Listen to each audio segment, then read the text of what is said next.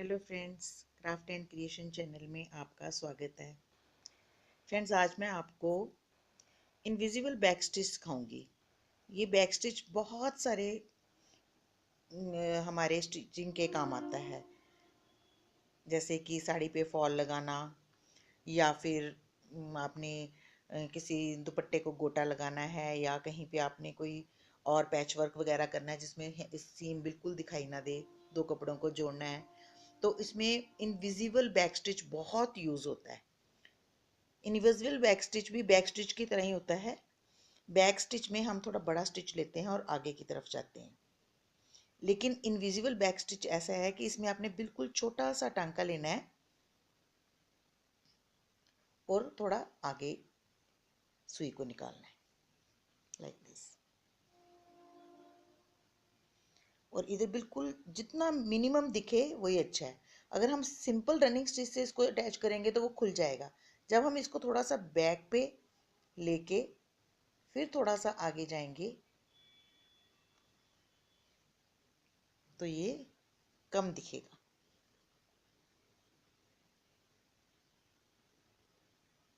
और ये स्टिच जो है ये बहुत सारी जगह पे यूज़ होता है।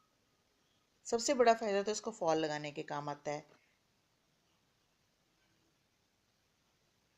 इसमें आपने पीछे से स्टिच को लेना है और आगे की तरफ जाना है, इस तरह से। ये पीछे से ओवरलैप्ड स्टिच ऐसे बनता है और ये अटैच हो जाता है पक्का।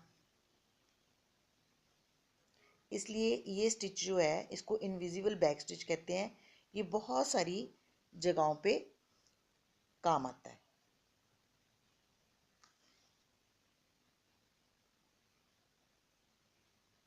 बस हल्का सा पीछे जाना है और फिर आगे को सुई को निकाल के फिर एक स्टिच ले लेना है।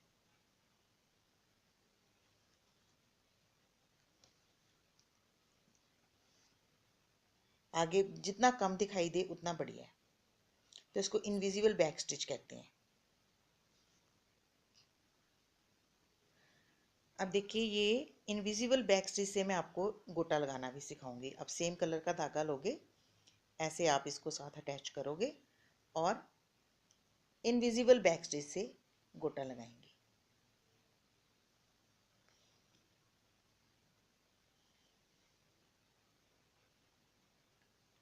छोटा सा स्टिच आपने पीछे की तरफ लेना है, फिर इसको अक्रॉस द लाइन दोबारा से इधर निकालना है।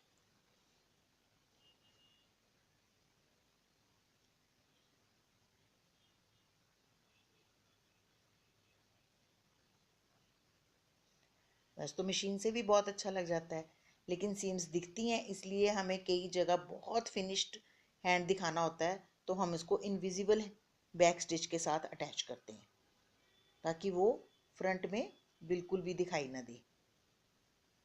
मशीन से लगाई हुई स्टिचेस जितना भी बारीक कर लेंगे लेकिन ज़रूर दिखाई देता है। लेकिन अगर आप उसको इनविजिबल बैक स्टिच से करेंगे तो वो बिल्कुल दिखाई नहीं देगा।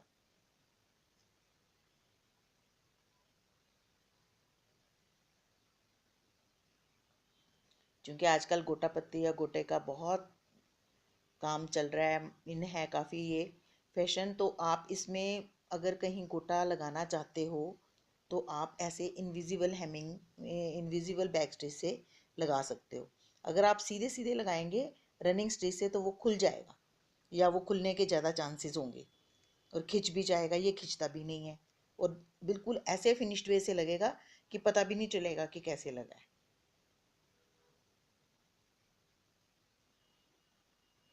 अगर आप मशीन पे सीन लगाओगे तो वो यहाँ दिखेगी, ये बिल्कुल नहीं दिखेगा और ये बहुत फिनिश्ड लगता है। आपको बिल्कुल पता नहीं चलेगा कि कहाँ पे स्टिच लिया है।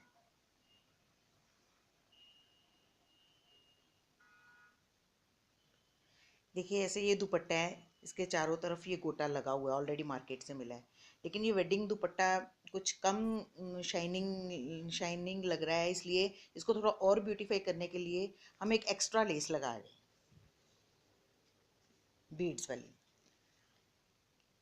तो ये अगर आप इसको इनविजिबल हेमिंग से लगाओगे तो ये बहुत नीटनेस से लगेगी और खुलेगी भी नहीं। आप इसको इनविजिबल बैक स्टिच से लगाओ, जैसे मैं ये लगा रही हूँ। आपने इसके पीछे ये जो लेस बनी हुई है, इसको आपने बिल्कुल कन्नी के साथ लगाना है, ऐसे। और ये बैक स्टिच लेना है छोटा सा,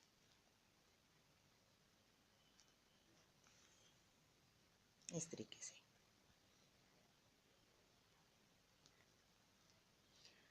क्योंकि मशीन यहाँ पे चलानी भी मुश्किल है और वैसे भी उसकी सीम्स दिखती हैं, तो वो बहुत ज़्यादा अच्छा इफ़ेक्ट नहीं देती। तो अगर आप इसको इनविजिबल बैक स्टिच से लगाओगे तो ये बहुत फिनिश्ड लगेगा।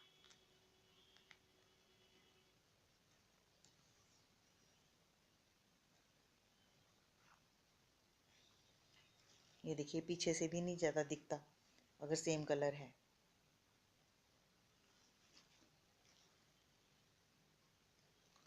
तो इस तरह से आप खुद अपने दुपट्टे को या साड़ी को ब्यूटीफाई कर सकते हैं।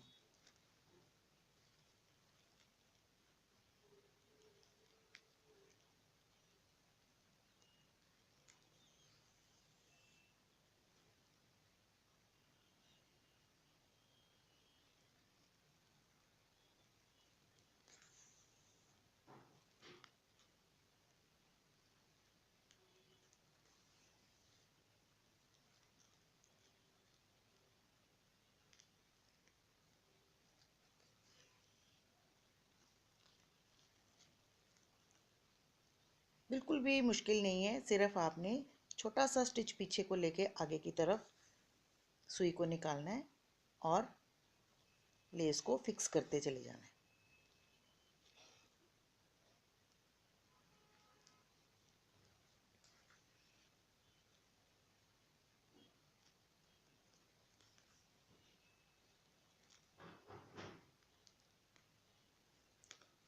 किसी दुपट्टे को, साड़ी को आप इसी तरीके से ब्यूटीफाई कर सकते हो।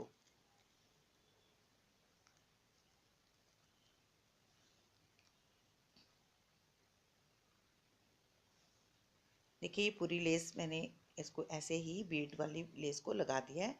अब जब इसको फिनिश करना है तो आपने एंड में इसको इस तरीके से फोल्ड करना है कि ये बहुत ज़्यादा फिनिश वे में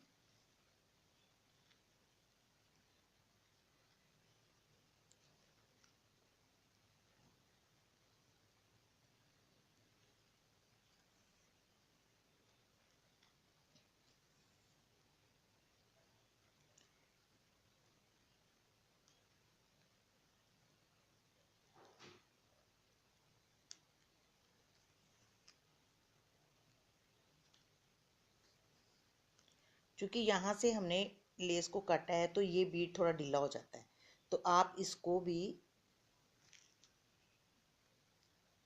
सुई की मदद से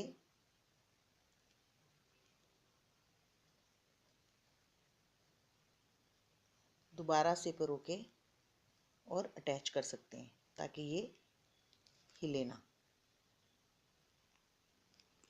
इस तरीके से।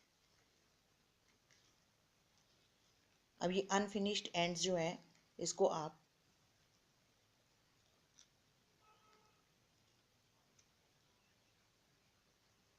कैंची की मदद से काट लीजिए और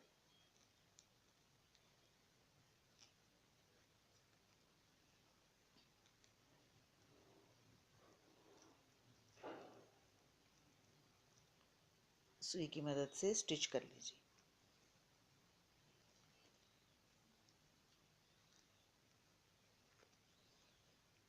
ताकि लेस ना खुले। इसको काफ़ी पक्के तरीके से करें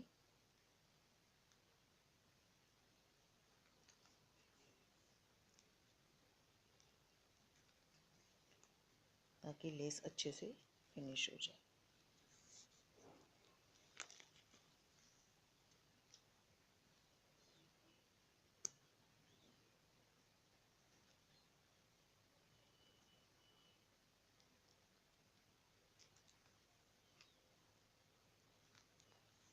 हर चीज़ को फिनिश करना ज़्यादा ज़रूरी है, क्योंकि फिनिश करने से वो खुलता नहीं है, लेस उधड़ेगी नहीं।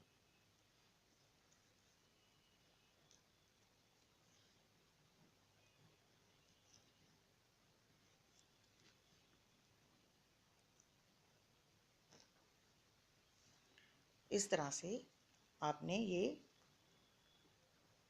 पूरी लेस दुपट्टे को लगा लेनी है।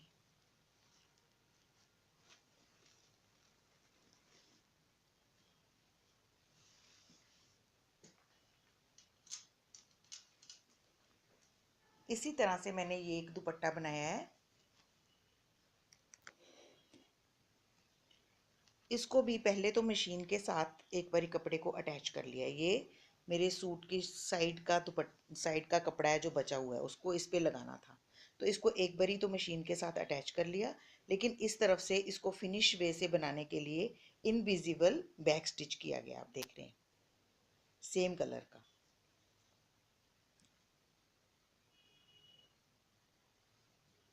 और इसको इस तरह से एक साइड पूरी अटैच कर ली गई है।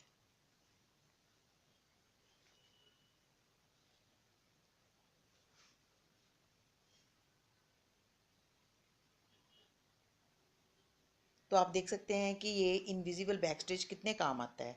आपको कोई अपने दुपट्टे पे शर्ट का पीस अटैच करना है, या आपको कोई गोटा लगाना है, तो आप इनविजिबल स्टिच बैक स्टिच से करेंगे तो बड़े फिनिश वे से दिखेगा। अगर मैं यहाँ पे मशीन चलाती तो शायद वो इतना अच्छे से इफेक्ट ना देता। ये बिल्कुल नहीं दिख रहा और बहुत ब्यूटीफुल लग रहा है। यहाँ पे आप मशीन चला सकते हो, वहाँ आपको मशीनिंग ही करनी चाहिए। जैसे ये स्टिफ कपड़ा है, इसको फिनिश करने के लिए एजिस को मैंने मशीन की मदद से स्टिचिंग की है। लेकिन यहाँ पे मेरे को स्टिचिंग नहीं करनी थी, क्योंकि इनविजिबल बैक स्टिच से ज़्यादा अच्छा इफेक्ट आता है। तो इस पूरे दुपट्टे को मैंने पीस को यहाँ से इनविजिबल बैक स्टिच किया।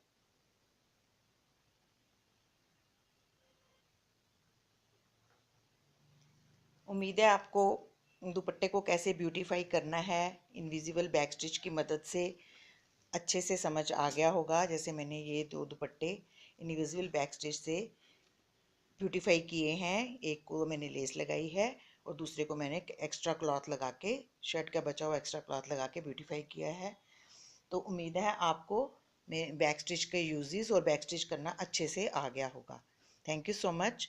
अगर आपको ये वीडियो अच्छा लगे तो आप लाइक करें, और अगर आपको ये चैनल अच्छा लगे तो आप प्लीज़ सब्सक्राइब ज़रूर करें। Thank you so much.